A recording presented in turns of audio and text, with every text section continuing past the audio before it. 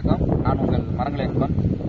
ரொம்ப அருமையான மகரந்தங்கள். இதில் ரொம்ப உத்து பார்த்தனா தெரியும்.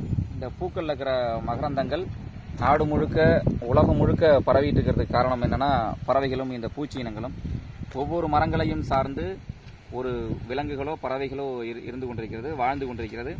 அவங்க தான் இந்த உலகத்தின் மிகச்சிறந்த விதை பரப்பிகள். இந்த விதை பரப்பிகளின் மூலமாக நாடெங்கும் இந்த பிளான்ட் பேர் கருவேல மரம். ஒவ்வொரு கண்ட்ரிலும் ஒவ்வொரு இது சொல்கிறாங்க. ஆப்பிரிக்கன் பிரீடு இது.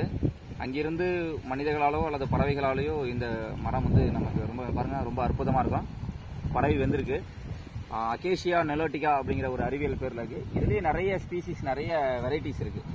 இதில் நம்ம லோக்கலில் இந்த வாகை சூடவா படத்தில் கூட சொல்லுவாங்க, கருவக்காய் சாப்பிட்றியா அப்படின்னு ஒரு சின்ன மாணவன் அவங்க ஆசிரியர்கிட்ட கேட்பாங்க இல்லையா. அதான் இது நம்ம இப்படி ஷேக் பண்ணும்போது இப்படி ஆட்டும்போது நமக்கு இந்த சத்தங்கள் கேட்கும். உள்ள விதைகள் காய்ந்து போய் அடுத்த ஒரு மழை நீருக்காக இந்த விதைகள் காத்திருக்குது.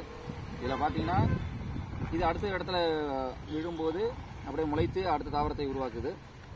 இதை சின்ன வயசில் என்ன பண்ணிக்காங்க மாணவர்கள்லாம், சின்ன சின்ன குழந்தைகள் அவங்கெல்லாம் நம்மளோட அகநானூறு பாடல்களில் வந்திருக்குது. இதை இடுப்பில் கட்டியிருக்காங்க, இதை ஒரு சலங்கை போல் பயன்படுத்தியிருக்காங்க அப்படிங்கிற மாதிரி ஏன்னா இதை நம்ம அப்படி ஷேக் பண்ணும்போது நமக்கு அந்த விதைகளோட சத்தங்களை நம்மளால் நல்லாவே கேட்க முடியுது. ஒரு சலங்கை போல் கேட்க முடியுது.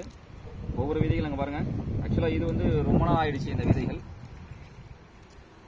இந்த விதை பரவல் ஒரு மண்ணில் விழும்போது தானாகவே இந்த மரங்கள் இது காய்ச்சிருக்கு. இது ஆடுகளுக்கும் மாடுகளுக்கும் மெயினாக நம்ம ஆடுகளுக்கு விரும்பி இந்த விதைகளை உண்ணது.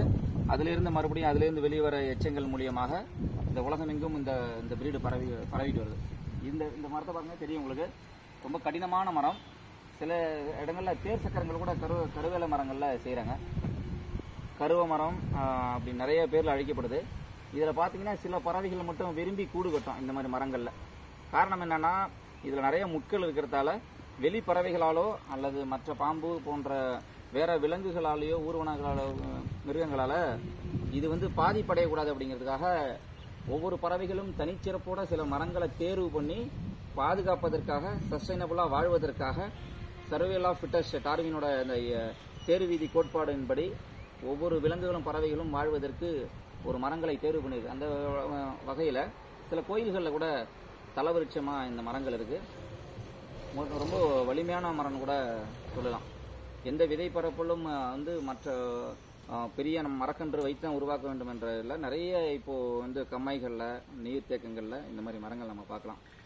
தொடர்ந்து இதே போல் ஒவ்வொரு விஷயங்களுக்கும், மரம் சம்பந்தமான தகவல்களுக்கும் நம்ம தொடர்ந்து இதோட பதிவுகளை வெளியிடுவோம். நாங்கள் உங்கள் மரங்கள் என்பர்கள் சுற்றுச்சூழலுக்கும் அரியலூர் மாவட்டம். நன்றி, வணக்கம்.